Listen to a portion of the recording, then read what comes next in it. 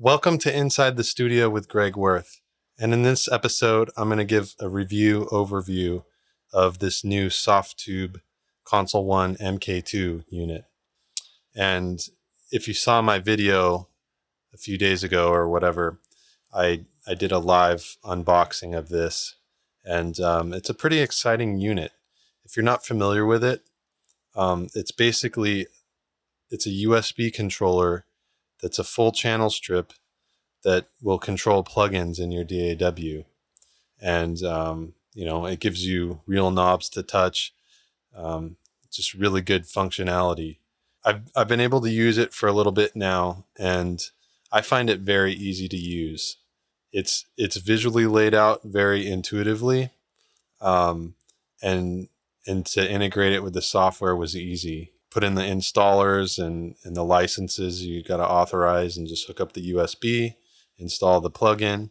And what you do here is you go install the plugin and it looks like this. It essentially looks identical to the actual hardware unit, which is really cool because what this means is that if you have to take your laptop or you're on the go somewhere and you have a mix up that you've used this unit on, you don't have to bring the physical unit. You can actually make adjustments from the plugin, which is really cool. So the idea is to basically insert this plugin on every channel or as many channels as possible, so that you get the full functionality of this unit. What's neat about it is that you don't have to use your mouse very much at all. What it has here is this display mode where it puts up the screen here, and this is where all your parameters are tweaked. Visually, whatever you do on the actual unit will show up on this screen here. On the left side here corresponds with this left side of the unit. So it's got the input gain, the low and high cut filters. There's a setting here where you can actually send the filters, assign it to the sidechain of the compressor, which I find that very useful. You can flip the phase. And then the next section here is the dynamic shape section. So you got depending on what you got pulled up here, it could be a transient designer type of thing and a gate, whatnot. This particular thing here, I have the SSL 9000 pulled up. So it's just a gate, and it's actually a really nice sounding gate. And you can set it to hard gate mode or soft knee, and then you can bypass it like this and it indicates on the screen, which is really cool. And another thing that's great is the EQ section. It's it's laid out like an SSL, so you can adjust fully parametric on the two middle bands on the top and bottom. You can adjust it and make it cut, bell, or shelf, and it'll show visually on here. And it'll even show your audio when you play back. It'll have a spectral analyzer, which is really helpful. Okay, and then over here is the compressor section, which is pretty intuitive. It'll show you all your settings, and again, if you bypass it, it's there. And then it indicates here if your sidechain filter is assigned. And if you disassign it to the compressor, you see that it is assigned to the EQ, and see how it filtered out because I have it set here to 243 Hertz. So let me go ahead and put that back. And then on the far right corresponds here. It has a drive knob, which will, give a little more saturation, and character knob gives you some harmonic distortion, and then you got an output knob. And so this is to basically compensate all your gain that you're either losing or adding here. You can compensate your channel, and you got input meters here and output meters on the screen and both on the unit. So you can make sure that you keep track of your headroom. You're not clipping anything. And then down here at the bottom, it corresponds with these track switches here, and that'll take whatever track name you have. So as you see, I got drum set here: kick in, kick out, sub kick, snare, rack tom, floor tom, hats, overhead, mono room, stereo room, and then the master fader. I inserted some stuff. My overall experience is really great. This unit is, like I said, super intuitive. It's fun. So far, I've dove deeply into the both SSL, the 4000 series and the 9000, and they sound really great. SSL isn't my favorite kind of console, but I've used them a lot, and I'm very familiar with how they sound and how they feel. And I do have to say that this is very familiar to me. It's, obviously it's in cooperation with SSL, so they've signed off on this. So it's definitely up to par. Basically, the way that this thing works is that you got your track selects here. So corresponding to every track that you've inserted the plugin on, it'll show up on these switches here. So got kick in, say if I want to change the channel strip, you hit the shift button and then strip button here, and it'll pop up this menu, and you use the volume knob to scroll through, and then you hit OK, and you can select. These are the stock channel strips that Softube makes. Actually, a couple of these are upgrades, but it comes with the 4000. The 9000 you can get the British Class A, and then the Summit Audio channel strips.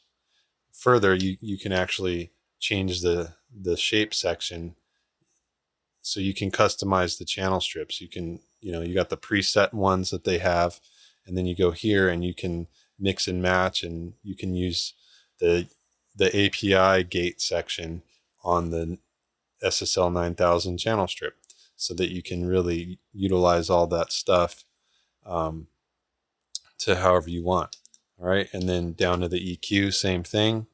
You may or may not be familiar with it, but not only does this unit allow you to utilize all the Softube compressors and EQs that they make, it also lets you utilize a ton of UAD plugins. And that's the very reason that got me interested in this unit, because as much as I love Softube, I could never use just their stuff alone. It makes it a better reason to have this. Like I said, I can go and put an API 550, which is one of my favorite EQs, 560, the list goes on. You can check it out there. And down to the compressor section, same thing. It's got all their compressors, and then you got all the UAD stuff here. And what is very cool is that you can call up any of these compressors, and like the LA2A, the 1176, it'll show up here, and you can dial it on this little section here. But it allows you to use the parallel mix knob, so it makes it blendable. It adds a feature that doesn't exist stock from UAD, so that's really cool. And also, it lets you assign the filters to the compressor if that particular plugin doesn't have a sidechain filter already set up. There's a lot to be excited about with this unit. It's really fun to use. It made me feel like I'm using a console again, and it's like everything's right here in the sweet spot, and it's really cool. And I think products like the Raven and this are fantastic.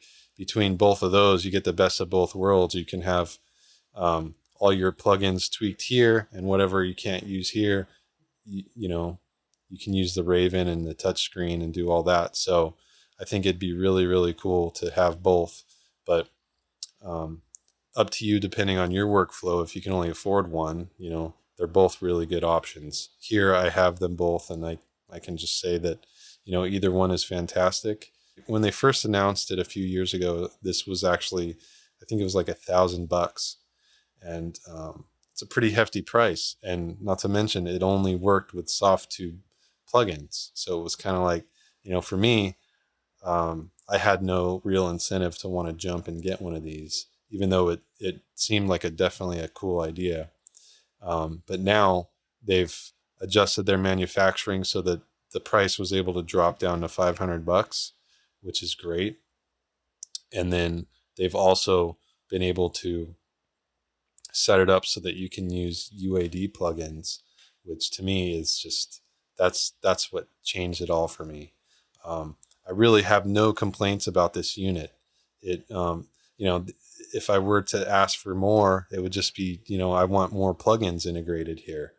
That'll take time. Obviously, they have to program it and test it and make sure it works, and whatever legal matters need to happen between the companies that they cooperate with. Okay, so that's it. I'm going to do another video, and I'm going to demonstrate how this thing sounds using the two different SSL channel strips on drums. But before I finish this and start on the next video, I want to show you guys something cool too, is that you can save your own user presets. So not only can you got all these factory things going on, you can go to the user preset section, and I've created a folder called Greg Wurth presets. And, I started just making custom strips based on what I would use on a stereo bus, bass, drums, guitars. And for example, like the drums, I got all these different combos here: 550 EQ with a Fairchild, curve bender EQ with 1176, and then these different kick and snare and rooms and stuff. And let's see what else. Here's some go-to bass stuff.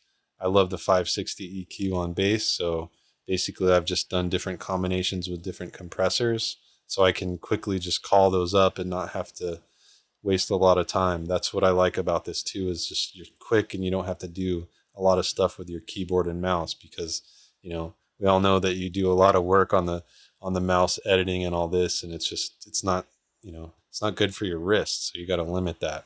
Thanks for watching Inside the Studio with Greg Wurth, and if you have any questions about my experiences with this, feel free to hit me up. I'll help you out.